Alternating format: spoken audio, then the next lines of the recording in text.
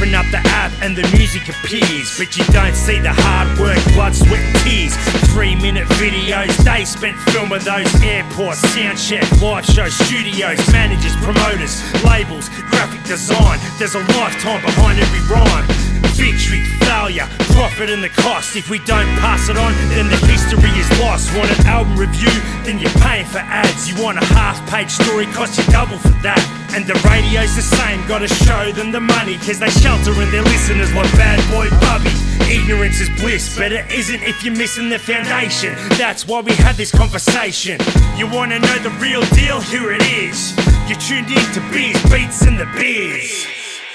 All right, check it out. This is the Beers, Beats and the Biz podcast, broadcasting live from the Shire Studios, as we always do. And it is a fucking another ripping day out there today, man. The weather's turned on here in Brisbane, and, we're doing the do, man. We're back at it, and we are joined by, man, for the longest time, man, I remember talking to this dude going way back, going back to, I think, when the episodes were still in the 30s and shit like that, and trying to get this dude on back then, and just life got in the way. But listen, before we get to this legend, man, a legendary DJ, and it's about time we paid a bit more respects to the DJ, and fucking a pivotal figure out of Sydney too, might we add to the list of everything else. But before we get there, let's recap last week right quick. All we did was talk shit, eh? We just played some fucking songs, kicked back, and did the do. Russ, you on the mic today? Yeah, I'll get on the mic today. Oh, you are a mad cunt, because guess what? Listen, ladies and gentlemen, if this lady, I think fucking there's a lady or two that listens, but mostly blokes and shit. But listen, man, for all you fuckers out there listening, I mean, this man sitting opposite me, Insidious, man, not only does he run the studio and, he's the fucking brains behind a lot of what happens with this podcast, he has had a monstrous fortnight, kicking off with Greeley's Rapper Tag, which was just a fucking blistering fucking, it was a ball terror. Yeah, man, that was crazy. He killed it with that shit. And then we went and did the Instagram Live the other night, and Indio Macabre dropped. And, you yourself had another scene stealer right there, bro. Yeah, thanks, man. Along with his album, I think his album dropped, was it yesterday or the day before? Is that out, is it? Yeah. Yeah, all produced by me. All produced by you? Yeah. Fuck, dude, man, you're out here fucking killing shit at the moment, Russ, and you are really fast becoming one of these fucking brand name producers, dude. And you've worked with this dude we have on the line. I mean, let's get this dude in, Russ, because you're going to be joining us throughout this shit now. This is how we're going to do things now. I've even kind of taken it back, man. I've even written shit into a Google Doc. I've put pen to paper today for my dude, and fuck, man, if you're pressing play on this, you already know what it is. We are joined by a fucking a grand master of the art of fucking turntablism, but beyond that, just a pivotal figure out of Sydney, long-term DJ down there, insanely talented, we use that term technically proficient when we're talking to murder and people like that the other week and shit like that. Man, you can apply that to this man here, my man too, Buck, are you in the place? How are you, bro? Bro, what a fucking intro, Jakey. Oh, dude. And real good to have Russ on the mic, mate. I was just messaging him when he got at me this week. Yep. I was like, mate, we need to hear more of Russ's story, mate. Yes. I was just surprised that he doesn't get a bit of a flag. So great to hear, mate. Great to hear. Yeah, cheers, bro. He normally stays off the mic, eh, Russ? Yeah. You just sort of play your role, but he's fucking going to get behind this a little bit more. And I'll do a whole episode soon. Yeah, definitely, man, definitely. Excellent. No, it's time we sat down and, sort of fucking started shedding a bit more light on what Russ does, man. And like I said from the outset, man, this motherfucker, beyond kind of doing this shit week after week, I mean, this is a man that's made this life his fucking business, bro. Not unlike yourself, not unlike everyone else, but, man, just out here running the studio, running this podcast, getting fucking placements and production on just, man, fucking just heat rocks, dude. You yourself fucking, you yourself put cuts on that joint with him and Lays, Oh, man, I mean, that was an honour. I didn't even know who did the beat when I first got that sent from Lays, and I just knew it was fucking fire. It came out in the wash that it was Insidious. I mean, all you have to do was listen to the first verse, and Lazy drops his name. But he's been getting busy for a minute, man. Dude's doing his thing, man. Dude is doing his thing. But speaking of doing the thing, bro, the reason we do this podcast is to talk to people such as yourself that have been doing their thing for fucking so long, bro. Now, listen, as I said from the outset, you are our first guest from Sydney in, I don't know, fuck knows how long, man. So, we obviously don't want to dwell too long on all the COVID bullshit, but how are you surviving down there, my brother? How's it all been going? You were telling me off mic that, you've been closed up. Your shop has been shut for the past fucking 3 months. Yeah. For those that don't know, I've got a second. I buy and sell kind of secondhand gear, and that goes from antique furniture to like little collectibles, records, stereo gear, all that stuff. Yep. But because it's kind of classed as some, you know, in a certain type of shop, in a certain LGA, I'm not allowed to open. And I've been shut for 3.5 months. Well, next week it'll be 3.5 months, and it's been a real slog, man. But yeah, dude. Just sitting at home trying to homeschool the kids, losing my goddamn mind, man. Oh fuck! See how it's been fucked. Anyway, dude, how the fuck is that, man? Like, see, this is the thing. Like, we talk about ourselves and the impact that it's having on us, but we've all got young kids, man. All of us sitting here on the mic today, we all have young kids, and the impact that these lockdowns are having on them. You know, like being away from school, being away from like peer groups, friends, fucking, you know, all that sort of shit, and then just being locked in the home, man. Like, you know, they it's a new normal out there, dude, for these kids. You know, like they don't know what we grew up with anymore. No, they don't understand, and they think like, I mean, the only way you kind of get some respite is like sticking him in front of a computer game or the telly or something like that. You know what I mean? Yeah. And if you say, oi boys, let's go down to the park. You know what I mean? Like they don't want to go. Like they're programmed to kind of just like chill at home, and it's a scary prospect, man, because obviously, Jakey, bro, like, you know what it was like when we were kids, man. Like we used to fucking just leave the house at 8 a.m. It was about leaving the house. 6 p.m. Like come back for dinner. That's all you had to do. Like, but at the same time, though, like, you know, like I know me as a parent, bro. Like I'm nervous about letting my kids go. Like, I think it's you know, that's kind of been like society's kind of pushed that kind of pressure on the parents too. You know what I mean? With everything being so accessible, with iPhones and information just coming quick, like you want to know where your kids are like 24/7, and that's not unhealthy on our end too. You know what I mean? It's not their problem. We gotta learn to let go. Yeah, definitely, man, definitely. And fuck, dude, I 100% agree, man. Like when we're, man, like my daughter's 6 now, right? And she's exactly the same, bro. I'm like, let's go over the park. She's like, no. I'm like, since when does a fucking kid not want to go to a park? Like, when the fuck did that start happening? You know, like, what kid don't want to ride the bike, man? From the age of fucking 6, 7, man, all I wanted to do was get as far from the house as possible, you know? Yeah, bro. Like, straight up, bro. That's all the fuck it was. And, you know, it's different, you know? But then I heard someone talking like, you know, like fucking, I was listening to, dude, funnily enough, I was listening to a podcast about podcasting, right? And on this podcast, they were talking about their kids. Like, this dude was talking about his kids and shit. And he was saying, oh, Jesus, you are fucking deep already, my G. You sound like you're fucking knocking the bottles over. that might be last week, so I'm cleaned up the studio. Don't worry, I'm not that hectic. Oh, dude, you should see how disappointed I am, man. I just spent $22 on a 6-pack of mid-strength beers. I walked out, I was like, fuck, I'll give this shit a go. It looks different and dope, and it's fucking mid-strength, man. I got it to Russ's. I'm just like, man, this is a shit show. But anyway, where will we go? I can't even remember what the fuck I don't know. It's the beers beats and the beers, so like, I'm just adding the sound effects. You know what I'm saying? Yeah, that's it, mate. That's it. Fucking good ones too, might I add. But listen, bro, let's get into some of this history, dude, because, you know, we always go backwards and forwards. But what I wanted to do with you, bro, because, you know, I want to get that Sydney history. I want to get your history within Sydney and your contributions and everything. But you know what? Yep. Where I want to start with you, bro, is when did you first get a set of turntables, man? When did you first get your hands on turntables? But I kind of knew these questions were coming, and like my memory's pretty hazy. So it was definitely I'd say probably 94, right? Fuck yeah. There was a. I'm actually, man.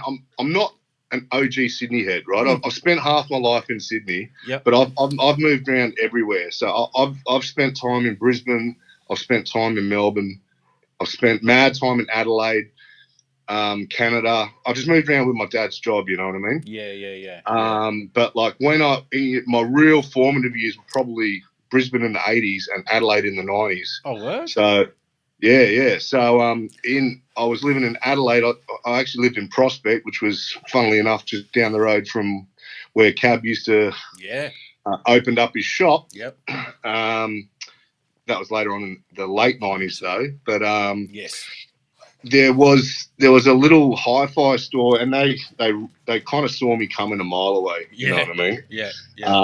And I got absolutely ripped for a pair of belt drive. I don't even know what they were. It might have been American Audio shit, or I'm not too sure. But I had these two belt drive American Audio turntables, and this secondhand like 4-channel realistic mixer. Like it kind of sits long across your table. Yep. Little. It had mad little VU meters. Any other DJ will know these mixers. They got the killer line switch on it with the mad punch. You know what I mean? Yep. So I kind of, that was my first set of turntables. It wasn't my first attempt of pushing a record back and forth. That's shout out to Dad's system back in the day. But But yeah, these belt drives and this realistic mixer kind of kept me going. Like I'd say probably 94, honestly. How old were you? I would 94. I was year 11, so I was kind of like a younger kid in the year. So I think I turned 17. I would have been 15 or 16. 15 or 16. Fuck, dude, that is fucking, that is something, man. Because for me, I ask you that because for me, but like, you know, obviously I'm not a DJ, but like coming up around a lot of DJs, getting my hands on turntables became like a grail, you know, like, and I fucking, man, I had to go out and get a fucking loan. When I got my first job out of school, I got a loan and I got turntables then when I was like a year or so into my apprenticeship. You know, that's how I acquired my first turntables, and I was probably fucking 20 something by that stage. So you were onto it early, man. You were onto that shit fucking. Oh, I don't. It's not like some of these other pioneers, but like I definitely. I mean, you know, it's like being a kid. You kind of you go through a lot of phases and fads, and you know, like 1 minute you want a set of rollerblades, the next minute you want a hacky sack. You know, like and your parents are tearing your hair out. I end up selling my push bike to put towards. My dad was like, "No, I'll match the money that you put towards for." If you really want these turntables, you just pay half and I'll pay the other half for you. You know what I mean? Dope. That is dope. Like my dad was always mad supportive in just anything I did, but like you still had to work for shit. So earn it. I don't know how early I was, but like, you know, that I was collecting records like probably from the late 80s. I've just loved vinyl forever, man. Like seriously. And then kind of, you know, 94 was probably earlier than that. I wanted them, but 94 is when I probably pushed the button. And started work on becoming the master manipulator of records that you are today, dude. Like seriously, bro. There's listen, man. We have to give the props from the outset, dude, because there's obviously fucking incredible DJs in this country, because that's what this DJ. I mean, amazing DJs here, amazing DJs. 100%.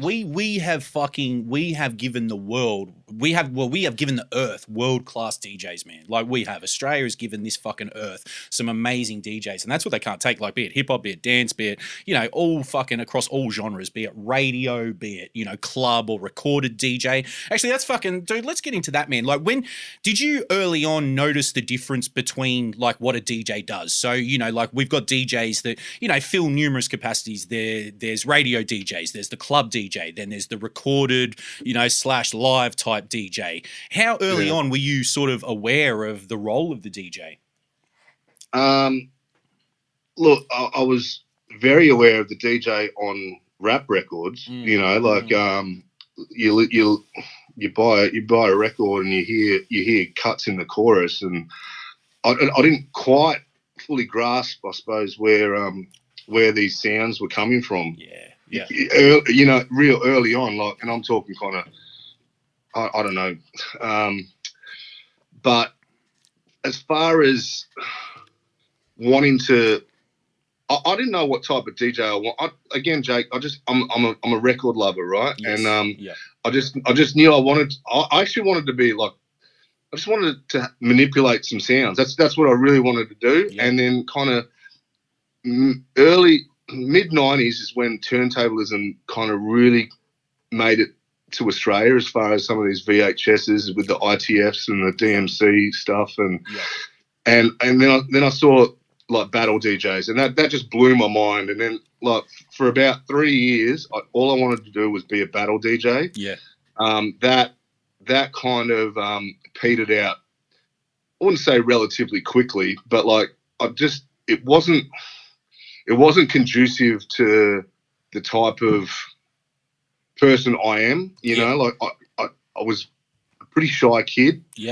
And I kind of like playing the background a little bit, and I was a little bit nervous. And, you know, like, I just remember my first show my first, gig in a public arena. I'm not talking house parties or anything like that. Yeah. But I just wanted to do some bullshit 3-minute battle set. And Sunday afternoon down the King's Head in Adelaide on North Terrace, I think it is. And we got 50-year-olds having lunch, and I come in after the sound check and do some fucking bullshit 3-minute fucking routine breakdown, and like everyone's just looking at me like, what the fuck is this guy like doing? Fuck you phrases and shit inside.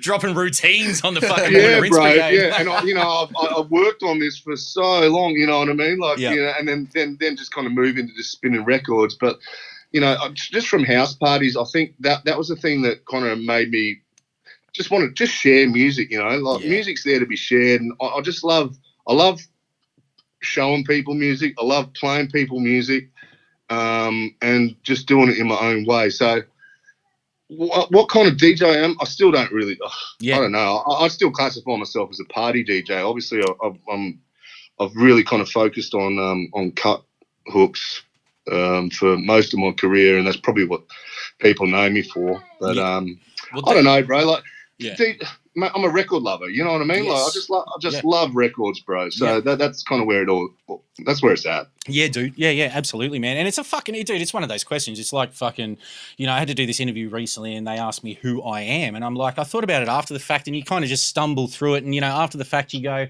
man, how the fuck do you answer who the fuck you, like, to answer what sort of DJ you are, you're a DJ, man. Like, like, bro, I'm just me. I'm just me, man. You know what I mean? Like, I don't even classify myself a DJ. I just classify myself as a hip hop fan. You know what I mean? I'm fan 100%. First, always fan first. And I love trying to make some beats. I love trying to fucking jump in the cypher. I love spinning records. Yeah. I love having a little bit of a squirt with the boys. You know what I mean? Like, cunt. And you are a fucking dope writer too, bro. On top of all that. No writer. Like I hang around a lot of fucking crazy writers, bro. But I'm definitely no writer. I get drunk and scribble my name on things here and there, but I would never classify myself as a writer, bro. But I do like to get busy, man. Yeah. Fuck, well, dude, you do a pretty good fucking job, man. You do a pretty good job on a wall, fucking with records, like, man, like the whole bit. Who were the early people that you picked up on, dude? Like, who sort of inspired you early on, or were you like initially were you inspired to write? Were you inspired to DJ? Were you inspired to rap? Like, how did it all kind of begin? Where does the hip hop journey kind of begin? The hip hop journey. Shit. Look, Jay, if you don't mind, I might even take it back just for my love of music. Fucking do it, bro. Okay, so my dad had a lot of records. Like he wasn't like into funk and soul or anything like that. He was into a lot of kind of Australian rock, a lot of folk music, this and that, and he kind of sunned me like early on, like when he had mates around on. Oi, Buck, just go. Or Tim, sorry, didn't call me Buck. Well, Buck didn't exist then. But like, wait, Tim, go, put a record on. And he showed me how to plant your hand, pick up the record, move your finger across, and gently kind of put the thing down. So, and this was like the greatest job that my dad's ever given me. Like, I felt so responsible. You know what I mean? Like when the record fit, we didn't have an automatic turntable either. Like I had to go. Or once the record's over, he's like, Tim, go change your record. Sweet. And I do that, and then my old man, he's one of 5 brothers, and I've got this sick uncle who's a crazy muso out of LA, like real kind of eclectic dude, and he used to send me tapes in the mid to late 80s, just like real kind of off the wall shit, for Christmas. Every Christmas, bro. Like everything from like Malcolm McLaren to AC/DC, Beach Boys, Elvis Presley, Parliament, shit like that. You know what I mean? Like just everything. Yeah. And I was just like, whoa, what the fuck is all this music? You know what I mean? And I kind of gravitated to, I suppose, more of the black orientated music, and then he used to start honing these tapes for me. So I was just like mind blown with all this music outside of kind of my dad's record collection. And I I've kind of lost track of the question, Jake. No. I mean, we're just talking about like where it all begins, and you pretty much fucking stayed in. I mean, and that's it. And then like when I was for my 10th birthday, my dad bought me or my mum and dad, they bought me a Casio like little keyboard, and it had this 4-second sampler in it, and I used to sit there and just like make these ridiculous tapes with my sister, like game shows and jingles and just all kind of just like ridiculous shit. Like I don't even know what I was doing, you know what I mean? But I had 2 tape decks and this keyboard, and I was speaking into headphones. I worked out like that if you speak into the headphones and plug it into the mic jack, you could. It was just ridiculous, and we made a. None of us could play an instrument. We made bands and shit. You know what I mean? Like, for real. I don't know, like delusions of grandeur, perhaps. I don't know, but like that. I mean, that's what we did for fun. You know? And you know. Again, Jake, I've forgotten what the fucking question is, dude, mate. No. Like, fuck the dude, man. It's like, fuck it. It's, you know, fuck it, dude. You're giving us that fucking journey, man. Like, that's what it is. Like, it's, you know, it's what shapes and molds you. And, you know, you were kind of saying, like, how you, you know, to me, it's kind of like you gravitated to the groove. You know, so like, you know, the black music always had the groove, you know, if we go back to, you know, if we go all the way back, and there's, you know, that groove kind of fucking graduated and found its way into all kinds of fucking white music and shit. But dude, I'm the same. Like I gravitated to the groove. I gravitated to, you know, black music. Even in my parents, like much the same as you, in my parents' record collection, it was black music that I gravitated to in that. My old man was into like the Stones and the fucking this and the that. Like my old man's a old interstate truck driver, so, you know, a lot of country music and all that. But my mum would have Aretha Franklin and fucking The Fifth Dimension and the fucking this and the that, you know, random shit that I remember from a kid, you know, and it was like, even I, as a kid, gravitated towards that, you know, like, and man, much the same as you, bro. Who did you, you know, like, was your uncle, that uncle you're talking about, was he DJing or was he just a selector, like, you know, just an early selector? No, he's just got the most monster collection. Still to this day, like I don't think I've ever seen a bigger collection of records in my life. I haven't been to the States very recently, but I remember going in the late '80s, and he was in a band, just an alternative rock band called the Cyphers, which is crazy. Like when you look at it, to the hip hop connotation of the cipher. But he's a singer songwriter, guitar player, you know what I mean? So he seriously influenced me, and the maddest like family member you could ever ask for. Like he took me on crazy. He'd take like the day off work when I'm over in LA just to take me digging LA, you know, all like Pasadena, out to Amoeba. All kind. It was just incredible, and we used to fucking just send back boxes of records, you know. Dude. That was kind of the. He didn't take me digging in the '80s, but when I went and visited him in the '90s, and by that stage I was really listening to a lot of hip hop, and that's where I got a big grip of my records. Is just digging with my uncle. Fuck, man, you must have come up on some shit, you know. Oh man, like you don't, and just like dollar bin dazzlers, like shit that these super rare 12s now that go for hundreds on Discogs, like were like thrown away in like these dollar bins in like 96, 97, you know what I mean? Like, it was crazy. Like I don't know how people pay that kind of money on Discogs for these records, bro. Look, you go, fuck, dude. Like, you know, that your indie rap 12 mixtape that I want to fucking get to, you know, like that mixtape you put out, man. Oh, man, I went looking for mine online. I remember you linked me to it, and I went looking for it through my emails, and I could not fucking find it because I wanted to listen to it in lead up to this. But like, dude, go like all those, like, man, those fucking those Fondulum joints, and you know, some of those random, you know, like, fuck, I'm just trying to think what else you had on there.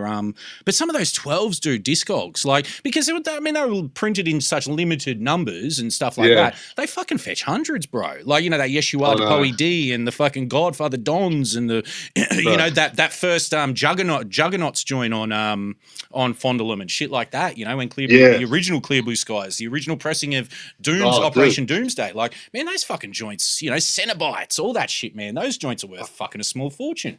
Man, I know. And like, And I mean, even if they get repressed, like just the fact we're down on the bottom of the country with an exchange rate that's so low, you can't keep up with what's going on. There's no major label distribution or I kind of lost for words, but there's no more records that kind of come in bulk to like certain spots. You got to fucking sit on people's band camps and all kinds of stuff, and you'll be dropping like $100 on some. You got to really love a record to spend $100. You know what I mean? Dude. You do, man. And fuck, dude. Listen, I went into Rocking Horse Records recently up here, and records that I purchased. I mean, should I say represses of records? And I do not know how this works these days. I'm just presuming it's retail markup and all that kind of shit, but like fucking like What's Wrong with Bill? So like Ill Bill's debut, like I remember when that dropped, I picked it up from Rocco, fucking $35 on double vinyl, you know, man, $190, the Rock Marcy's, the Reloaded, all that sort of shit, $120 records at Rocking Horse up here in Brisbane. Now that might be whatever, that's retail and that's, you know, that's with that markup, but fucking even buying off the shelf, man, like you said, dude, like these, like the exchange rate and then the limited pressings and then the represses, I mean, they sell for $40 US on most of these dudes' sites. So what can they be distributed for to this country? You know, like it costs them. That's that right. Well, distribution's gone. It's such an independent game now. Anyway, especially for the type of music that I like, and probably yourself. You know, like all day. You got to really look.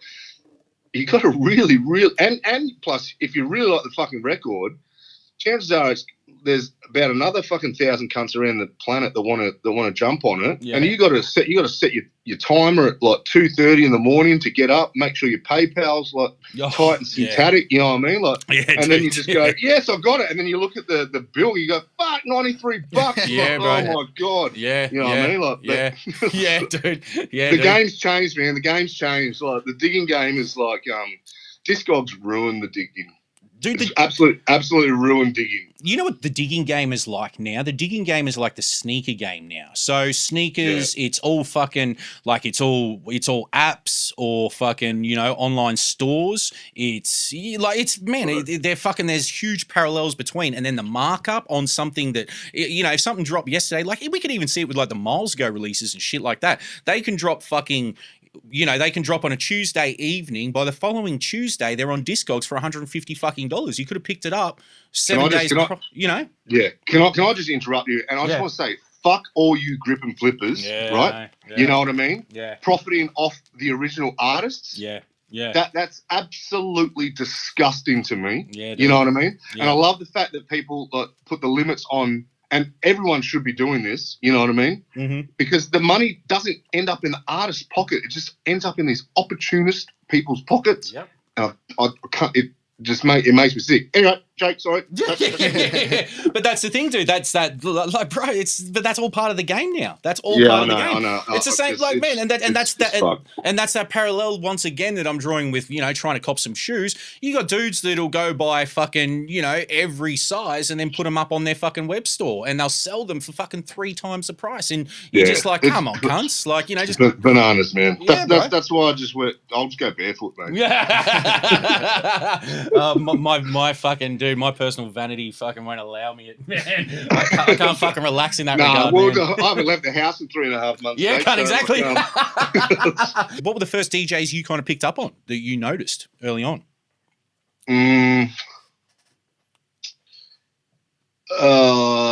Probably like people like Eric. Like, I mean, it's not like he's crazy, but like people like Eric B. Yeah. You know, again, going back to the generosity of my dad and the fact he traveled a lot for his job. He went to the Philippines once in the early 90s, and he brought me back some rap tapes, and I think mate, I'm so stumped to think. I've forgotten.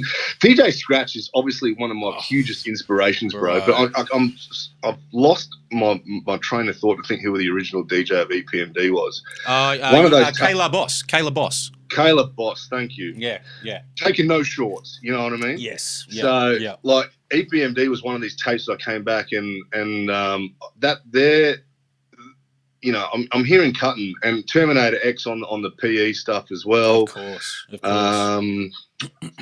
Who else? I don't know. Like, because they are. I mean, those dudes, like, you know, Kayla Boss aside, fucking, but like, you know, and not to interrupt you, but I'd say Eric B, Jam Master J, Terminator X, like they're the original DJs. Jam Master J, of course. There you go. So, like, you know, I can't even think of the obvious. You know what I mean? So, but they were the ones that we, you know, like being of an age that, you know, like unless you were that much older and that much more up on things. So, you know, like I'm fucking, you know, like I'm a kid, I'm 10 years old listening to Public Enemy and all that sort of shit. Like that's your Run DMC, Beastie Boys, you know, but Beastie Boys never had a clear DJ. You know, there was those groups that kind of blurred the line. Like, you know, you'd hear after the fact that Rick Rubin DJ'd for the Beasties and then Hurricane and then, but you know, like there was groups that never had that clear DJ, you know. I suppose fucking Jazzy Jeff and the Fresh Prince, obviously, you know, like fuck. Oh, well, actually that's a big one. I'd say like Jazzy Jeff was probably the real kind of standout early for me. Like honestly, like on their first album, bro, like he just absolutely kills it. Like, and still to this day, you listen Live from Union Square. Man, you just hit the nail on the head, man. Jazzy Jeff. And he probably doesn't get enough props, man. Like he's still clean as hell. Like, man, you know? too good. I'll go on YouTube and put on like a 45-minute fucking routine that he does just to watch. And it's everything from his selection to his skill base. Not unlike you do. This is what I'm fucking drawing it back to because I always draw it back to Jazzy Jeff's little routine. I'm sure you've seen it with his little Rock the Bells routine that he does with the you know what I mean? Like, you know, he does the juggle up. Oh, bro, it's magic, man. Yeah. Jazzy Jeff, bro. What a G. But and those Philly DJs, all those Philly DJs, Cash Money, you know, like fucking man, even was it DJ Miz? You know, like, tough crew DJ. Again, my mind, Jake. Honestly, like I'm probably a little bit nervous fucking talking, but dude. I've fucking shat 3 times today. I get fucking nervous too, bro. You're not the only one, man. I get fucking nervous too. But like we know one another, bro. And you know, like I get fucking nervous. I know. You know, like I know. Well, I mean, this podcast, bro. It's the closest thing to they're breaking ground over in the Bronx with the International Hip Hop Museum or whatever it's called, Universal Hip Hop Museum. This is the closest thing we got in this country, man. And I appreciate that, man. I'm just honoured to be on it. So a little bit nervous. So just like hold tight, man. Bro. But that's what we're here for, man. That's what we're here for, and that's why, you know, like I make these notes and, you know, like fucking to help jog your memory because obviously this is why I'm a DJ. I'm not that eloquent with my word use. You know, like I had dreams of being a rapper, but like this is why I'm behind the fucking scenes and just let my hands do the talking. You know what I mean? Listen. I was gonna say, man, because you have fucking rapped. So, like, did you just at a point just go nah, or you know, like you just preferred being behind the decks? You preferred playing that role? No, I just hate my voice. You know what I mean? Like it was the age old thing. You know, like you actually hear your voice, and for everyone out there, you know. My brother Dietrich's always fucking says you sound like a fucking foghorn, mate. You know what I mean? But I had grand plans to be a rapper, like in the early days. But DJing ended up being the correct route to take. Saying that though, I still rap. I still get in a cipher, and I still got some little fucking things coming, man. So we'll see. Ooh, look out! I mean, I'm gonna get into all the I want to talk the Dietrich shit. I want to talk the OT shit. I want to talk, man, like the That's Them stuff and all individual joints. We got like, you know, we got a lot of shit to fucking. We got a lot of ground to cover. So like moving through things, but you know, so you're visiting the States young. You're picking up on joints and shit like that. Just offhand, can you remember anything that you came back to this country with? Like, you know, you must have been up on some shit early, man. Look, I mean, I think I can't really pinpoint anything in particular, but I really got off on pause on playing people stuff that they haven't heard. Yeah, dude. You know. Yeah. And I kind of, it might have ended up being a little bit detrimental to my own development in a way where I kind of stay away from like certain well-known records to try and find the more obscure or kind of more not so kind of mainstream off the beaten track type records, you know, like, and I mean, and that's what actually, you know, sorry, I'm jumping all over the place, but when you're talking about the 93, 98 indie mixtape I did, that to me is the essence of what hip hop is about. Like, there's so many untold stories and so many people. Like, it's a global phenomenon. Like what hip hop is, and there's so many people who just don't get their just dues, or things just don't break their way, or you know, like shit happens to them in their life. I mean, I don't know a lot of people's story, but like that's fascinating to me, because hip hop is so global. Yeah. And, you know, just you think about all the people across the world in their bedrooms just trying to do their own thing and trying to get their hustle on. And I mean, even with Australia, like, we're so kind of insular down here. Like, we've got a very, very kind of strong, thriving scene. Yes. But, like, are we really heard overseas? No. You know what I mean? Like, and I know that comes. Sorry, I'm rambling now, but I know that comes from a lot to do with the Australian accent, and people can't fuck with it. You know what I mean? Yeah. And people in the UK or Europe might kind of give it a bit more of a go than somewhere over in the US. But essentially, like, that's what my MO is trying to make world class hip hop, and that's where I'm at right now, and I want to try and push. I want to push our music across the globe. Yes, because it is worldwide quality. Yeah. And I think Australians in particular have really kind of gone off the back of what happened in New York back in the day, and that real kind of hip hop blueprint. Yep. You know, where you kind of work within the guidelines and certain limitations to what you can get out of limited resources, if you know what I mean. Do you know what I mean? Like, I do. You don't jump on a soccer field and just pick up the ball and start running. Yeah. There's rules to this. Yeah. And I think a lot of the Australian type of music, which we all love, right, is very, you know, it's very based, and it's very strict off that kind of blueprint of hip hop. And look, I know there's a lot of people, it's blowing up in all kind of different directions now, and I've got no problem with it. Sweet. Yeah. It's just not what I'm about. I like sticking to the blueprint that the pioneers kind of put before us. Yeah. And I love trying to get the best out of limited resources. Yeah. You know, like I like trying to work my way around the inside of an MPC. You know, it doesn't have mad compression in the box. It doesn't have like mad effects, you know what I mean? But you still find out little tricks and little ways to make the beat pop. I love trying to fucking find acapellas and different quotes and take one part of one sentence and the start of another sentence and put them together and create something completely new off old material. That's the shit that makes me tick, you know what I mean? Yeah, dude, gets your dick hard. Fucking yeah, man. I feel you. Fuck yeah. I feel you, dude. I feel you. I'm the same, man. I'm the same. And what you're saying is, whereas the MCs out of this country haven't translated internationally, like it hasn't worked for the majority of MCs out of this country. There might be a scarce few, and probably even the majority of them are in that next generation coming through. They might be having minor successes in the UK or something like that, or the certain whoever's getting fucking a little bit more love around the traps than others, but largely we're confined to this fucking island, you know. But what we do have are fucking DJs, man, and our DJs have fucking gone worldwide, you know, like even hip hop DJs, man.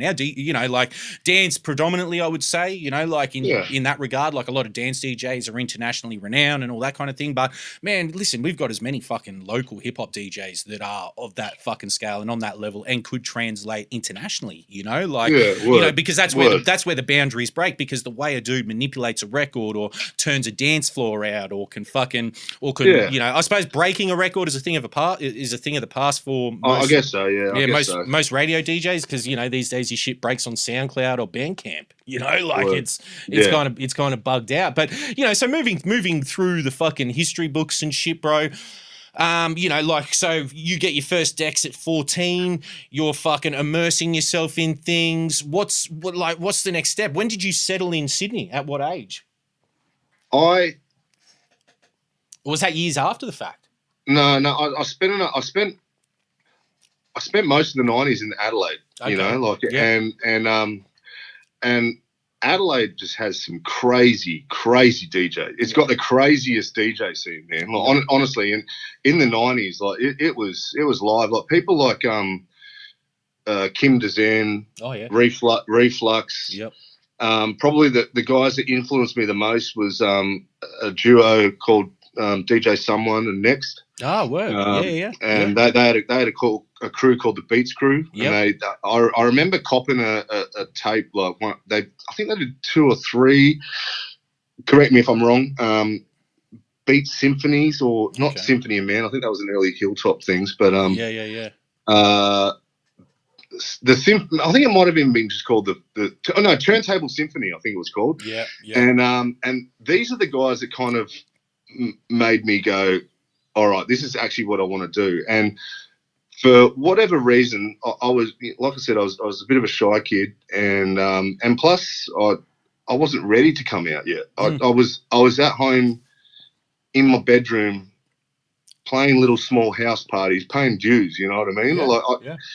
That's such an important thing. I honestly remember, like, way back when you guys did the interview with Trem, he spoke deeply on the importance of paying dues. Yep. And I couldn't agree more with that, man. I think a lot of people come out a little bit too green these days. Yeah, definitely.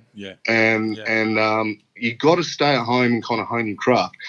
I'm kind of spinning a little bit away from the question. Yeah. Fucking go. That's how this shit goes. I know. Fuck the question. Fuck the question. I hope people are with me, but I spent most of the 90s in Adelaide, and I actually moved to Sydney on Australia Day in the year 2000. Word, yeah. And it was because I was with my girlfriend at the time. There was a lot of, I won't go into it, but there was a little bit of a kind of cyclical toilet lifestyle, which I was trying to get away from in Adelaide. Yeah. No disrespect to anyone in Adelaide. I love it. All my family's still down there. Mm-hmm. But I had to get away, and I wanted to move to Melbourne. She wanted to move to Sydney, and guess where I'm at? Yeah. She won the argument, man. And I moved to Sydney 26th of January. Went and had some beers at some pub just down the road from my new crib, and slept on the floor for about 2 weeks waiting for my shit to arrive. Yeah. Word. How established did you get in Adelaide? Was it just paying those dues over there? Yeah, no, I was just paying dues, bro. Yeah. Like I said, all those DJs that I mentioned previously were just amazing to me. And there's actually more. Like the DM, I just remember the DMCs in Adelaide were just crazy, and someone was like my biggest influence. I just used to watch him just absolutely tear it. I don't know if he ever placed in the Australian finals, but like I was a big fan of what he did. Yeah. And I just wasn't ready to kind of come out. I need to stay at home, practice my patterns, work on my record knowledge, and I guess kind of like once I did move to Sydney, I guess that's kind of where I kind of got the confidence. Plus, like, Adelaide's a very weed heavy place. Yeah, 100%. So it's especially in the 90s, man. It was legal to grow 10 plants. So I was quite penoid for a lot of that stretch in Adelaide, and I moved to Sydney, and the price of a 25 was ridiculous, so I started drinking. Well, the price of the 25 was still the same. The quantity you got for $25 was another question. True that. Word. Dude, any cunt that used to come and fuck, dude, like, oh, man, same thing when we first went down to Adelaide, man, and I saw what cunts got for an ounce. I was like, Jesus Christ! It was like a fucking QP for the price of an ounce. Every second house had grow rooms. Yeah. You know what I mean? And anyone in Adelaide will testify that, like, I mean, not on the stand or nothing, but like they'll let you know that it was prevalent, and it was, you know, you go around to your mate's place, and mum's got a couple of fucking ockers in the freezer. You know what I mean? Like, it's like, well, okay. It's straight up, straight up. Dude. Everyone was on it.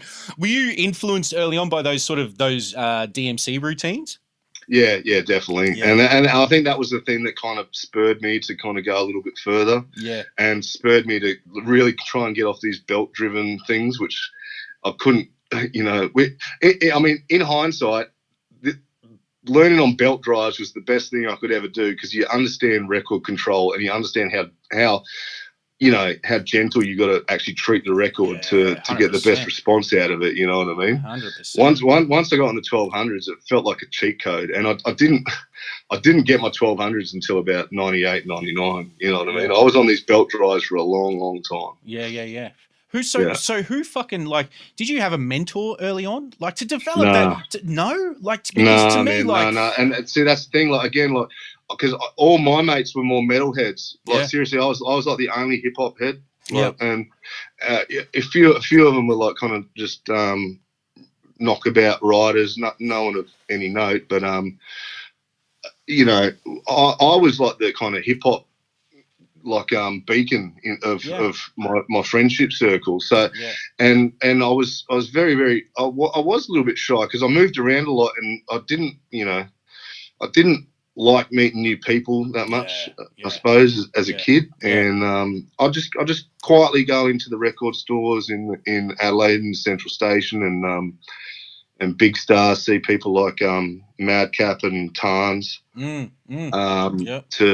just take my record and say thank you and quietly take it home and smoke myself silly. Yeah, dude. Do you think, or do you, like, I mean, on a level, like, because, man, like, I had a child, not fucking probably didn't move around to the extent that you did, but I had a childhood much the similar. I went to fucking 4 different primary schools, 2 different high schools, that whole kind of thing. And I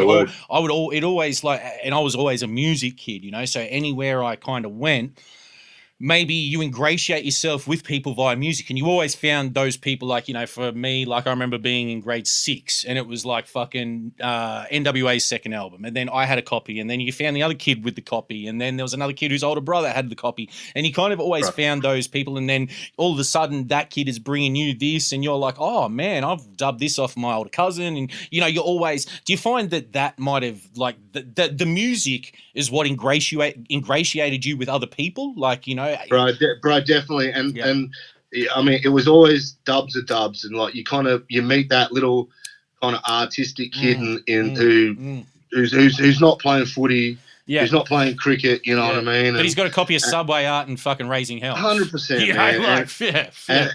I mean, I know with, you know, especially all these hip hop pioneers in the 80s, I can't imagine what it was like to actually be a real kind of hip hop fan at that stage. But like in the 90s, bro, it was still pretty bad. Like you were like, you were treated like, oh, you want to be black, or little homie, you know what I mean? Like, and on top of that, I was big into basketball. So you know what I mean? Like, it was just like the perfect storm. Like, oh, this guy plays basketball and listens to rap. It's just like, nah, man. Like, you know what I mean? Like, so, bro, you fucking dude, you're preaching, you're talking, you're teaching. You know, you're talking to me, man, because that's the kid I was, bro. Exactly the fucking same. That little hip hop kid with the fucking, you know, you're a homie, you're a bomber, you're whatever. So you do, bro. You know, you do. Everyone. You know, we all had our hats, even though we weren't bombing. We had our hats like high on our head. You know what I mean? Like, yeah. We play basketball like that too. You know, bro. Like, for sure, man.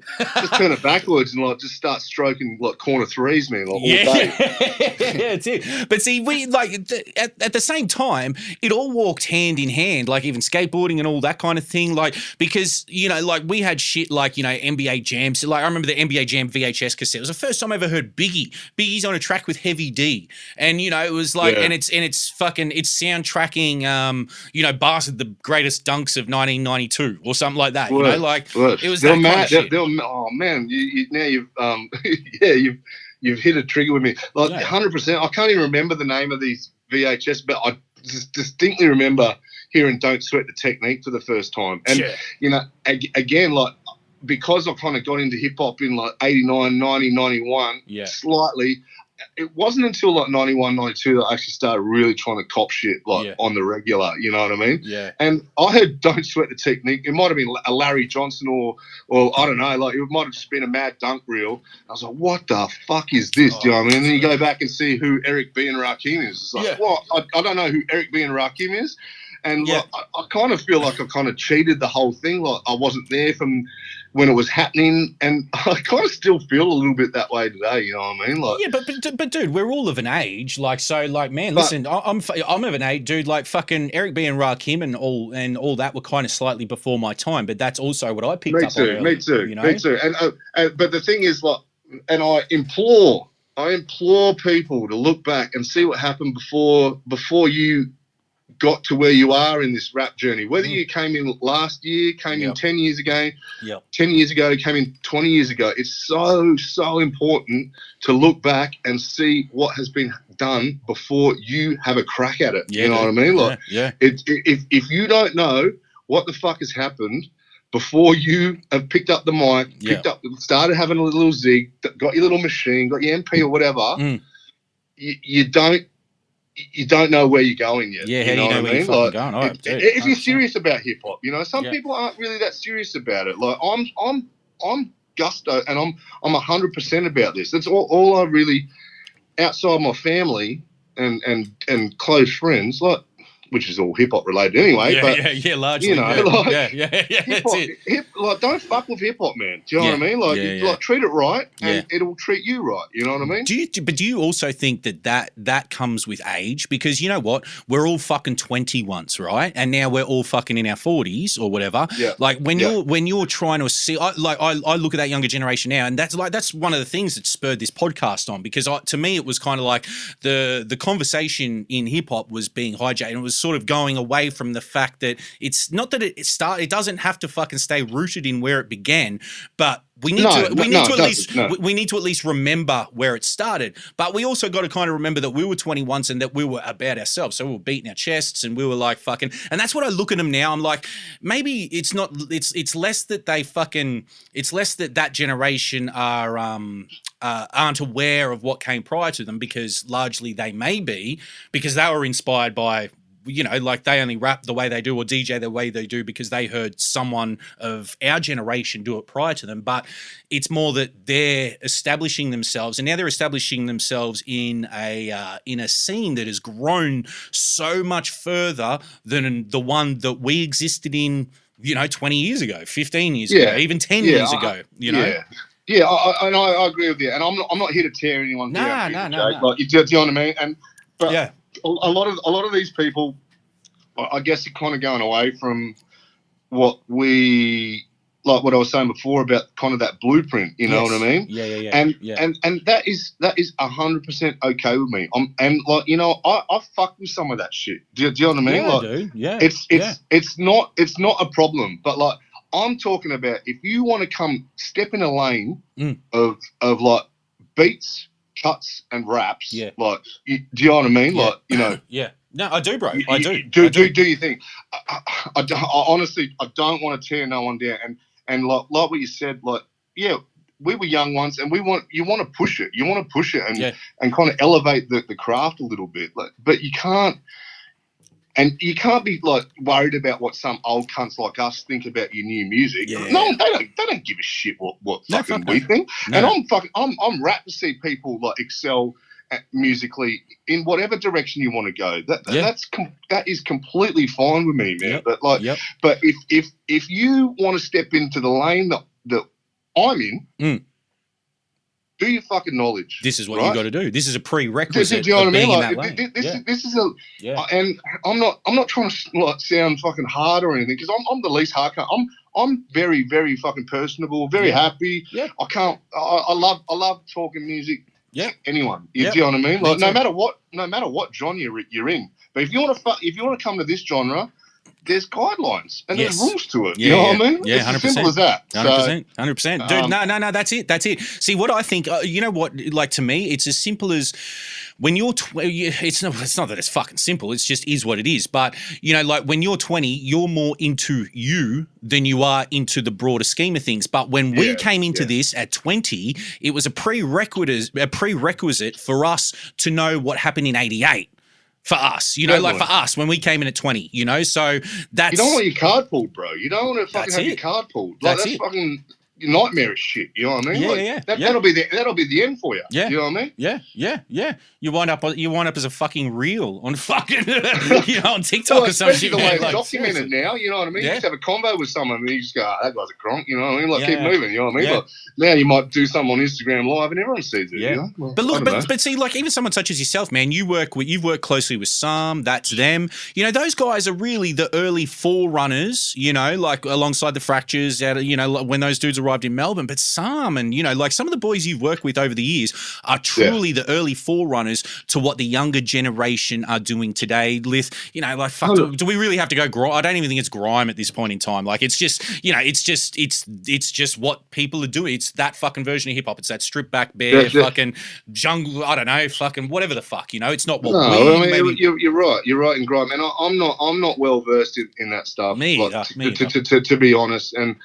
But like, I do know that's them. Were one of the first grime artists out of this country, and and people like Fracture will tell you the same thing. Like that, they were on the ground, like putting the work in when it first kind of hit these shores. Yeah, bro. 100%. Now, I mean, we were in a collective called Look Up, the Binge Thinkers, Scott Burns, and That's Them, and that's them's first EP. It's actually like straight up and down boom bap thing, but like after their EP, they switched it up, switched gears, and went the grime route, which is like, mate, no problem at all. But 100%. I mean, you look at what fucking Dime, Scotty Hines, and all those dudes. I mean, really, like, Dime. They're great rappers. All those guys are great rappers. Scotty Hines is like unbelievable, bro. Incredible, like, you know what I mean? Incredible. But early on, paints pictures, man. Paints pictures. 100%. But like, you know, like Dime was, you know, a member of the Hospice originally. Like it was traditional 4 on the floor hip hop. Scotty Hines is early shit, man. Like, you know, like it's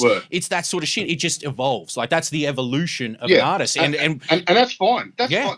And do you know what I mean? Yeah. Like, that is fine in no matter what you do. Like, I mean, you should always try and evolve, even if you stay within this this small little lane that you're in. You should try and evolve and make yourself tighter, more fucking, more punchy, more.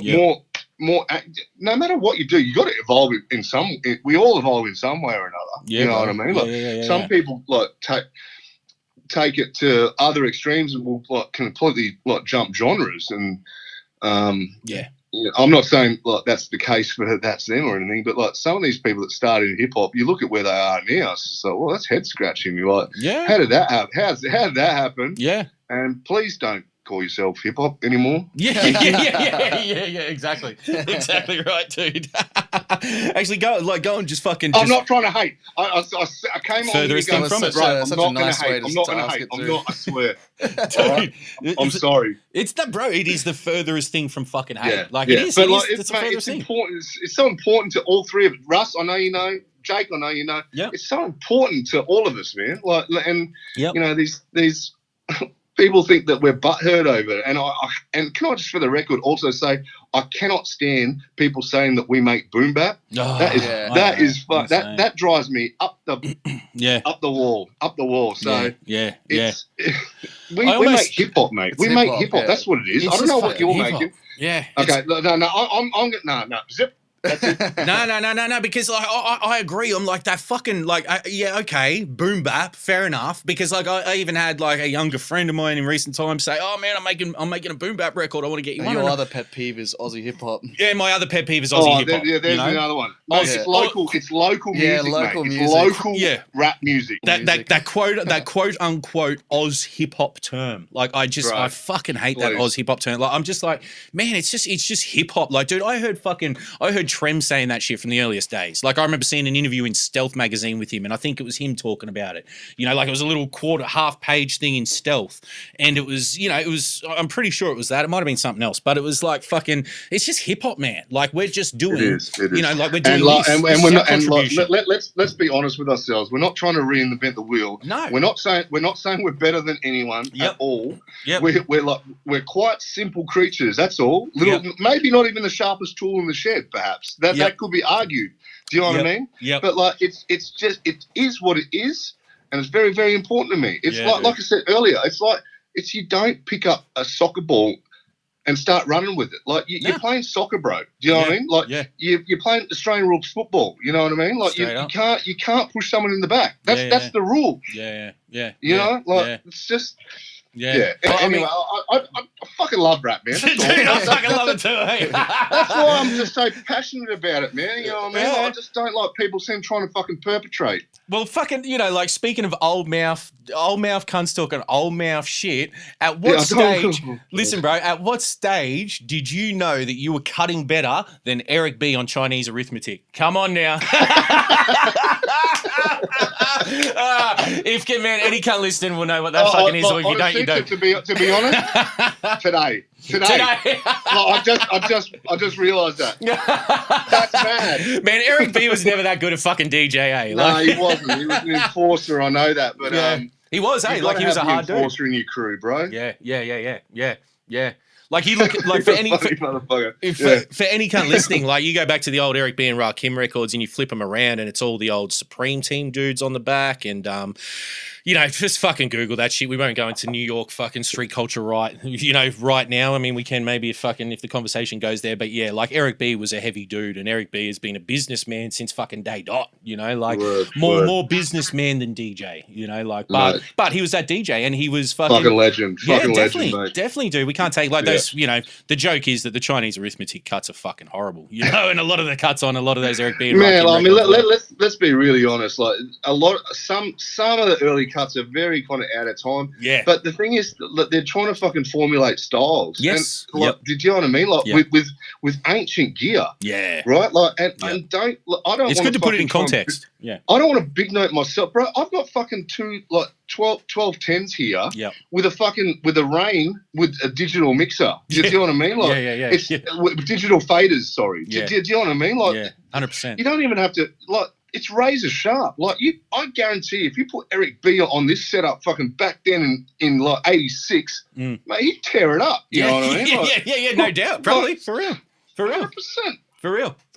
But I think it was like fucking, like, I know, like, for me, you know, like, and we've got to move through things, you know, we'll get bogged down in, like, all this old rap talk. Like, me and you, man, we talk this shit all fucking day. But for me, definitely it was like DJ Scratch, Jazzy Jeff, like, where you first heard, like, you know, like, you and I have had this conversation years ago, man, the cuts on Rampage of EPMD's third album. And I knew we'd talk about You knew I'd bring it up. That's something I actually am prepared for, you know what I mean? Yeah, dude. Like, that fucking cut, man. Like, I'm on a rampage. You know, like, those cuts are just, they're razor sharp. And I distinctly recall that being one of the first times me hearing a DJ and going, wow, like, okay, that's something. That was one of the, because I'm the biggest EPMD head, man. I absolutely love EPMD. And if you ask me today, what's your favorite rap crew ever, I'd probably say EPMD. Like and DJ Scratch is a big thing. Obviously, he kind of came on board at a later date, but like how he cuts that G-rap quote is just like on a vent. Look, do you know what I mean? I've seen him. Oh, bro, you can hear the fader clicking, like in the recording. Right. You can hear the fader clicking. I swear. Yeah. I swear. Yeah. Well, I mean, I don't know. Like someone, he might have cut that with the line switch. I'm not 100% sure. Yeah. Do you know what I mean? And that's that real punchy shit where true. You know, DJs like Aladdin. Aladdin was the king of the line switch. You know, like he which is like, and you get that click for like because it's a physical click from an actual switch where you go from phono to line. And for those who don't quite understand what I'm talking about, every DJ will be like, shut the fuck up, but break it down. Tell him. But I don't.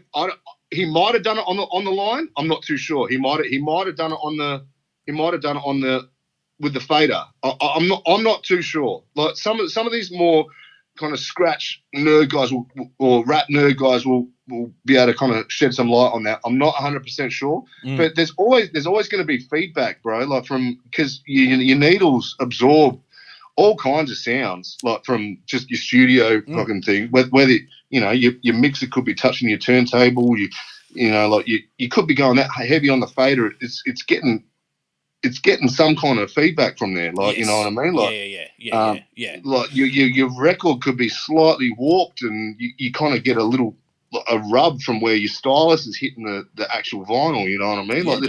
There's so many little different factors. Well, because those needles are tough. Those needles are little microphones. Word. So they're picking up fucking noise. But I mean, speaking of Rampage, Aladdin's on a rampage, bro. Aladdin's on a rampage. That's probably one of the greatest all-time fucking cut tracks ever. That dude absolutely goes in on that, man. The whole fucking low profile. He's like heavily featured, and now I'm starting to think about DJs like Crazy Tunes, like, you know what I mean? Like he was mad, like it's the funk. Do you know what I mean? And the style more than anything. Bro, sorry, I'm starting to ramble, bro. Like, no, please, ramble. I love it. I love it, man. The ramble man, like, you're sparking some thoughts. So, dude, that's what this is about, bro. Let's fucking talk that talk. Let's fucking talk that noise, because that's what it is. And for anyone listening, DJ Aladdin put out a record, and Buck just mentioned it, low profile. Oh, he didn't put out, him and Dub C. And you might know Dub C for anyone listening, West Side Connection later on, a strong affiliation with Ice All Cube. that Dub C and the Mad Circle album is crazy, bro. Crazy. Come on. Like the fucking, man, the West Coast is really, like that LA scene is really overlooked for what it contributed, even going back to Ice-T and Chris the Glove Taylor and all that kind of shit. Like, it's kind of overlooked in regards of what it contributed to turntablism. The Aladdins, even E Swift with the early fucking King T stuff and all that kind of shit. Like, I was about to say E Swift. He was incredible. Mixmaster Spade. Who's another crazy fucking West Coast DJ?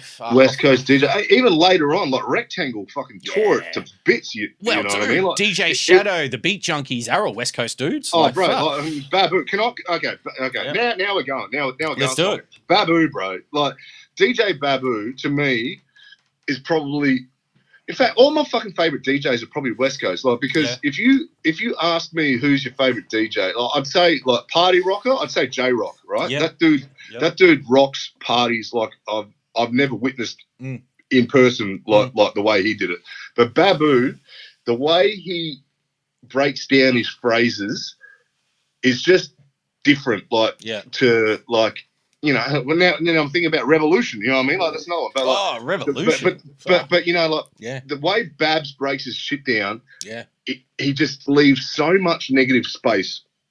Between the sound, and that to me is where the funk's at, and that's why style will always be king when you're fucking cutting. Do you know what I mean? Like you could just do this most simple little stab or a simple little baby, but if you don't have that bounce, mate, it's not going to fly. No, it's got to have the funk, dude. Like, it's got to have the funk. Like it does. It's got to have the funk, and that's where a lot of these kind of technical DJs kind of lose it. Yeah. Because like, man, they do all these orbits and like dude, I'm not that technical, man. Honestly, bro, I'm like an old dog, kind of stuck in my ways, and I run things the way I run them. Yeah. And I try and hide certain things. Like, if you really want to go through all the catalog and see what I've cut, like, you go, fuck, the guy's using the same cut over and over. That's what it is. But like, and that's fine. That's fine. But like, a lot of these technical DJs have lost the funk. You know what I mean? And I was talking about like the setups that these guys have. I don't. Look, you can just do incredible things with mixes these days, and it's genre creating type shit. You know what I mean? It's not even hip hop anymore. Some of these turntablists these days, and with all the triggers that these new mixes have got, and the technical proficiency of these DJs in how they actual cut, mate, they'd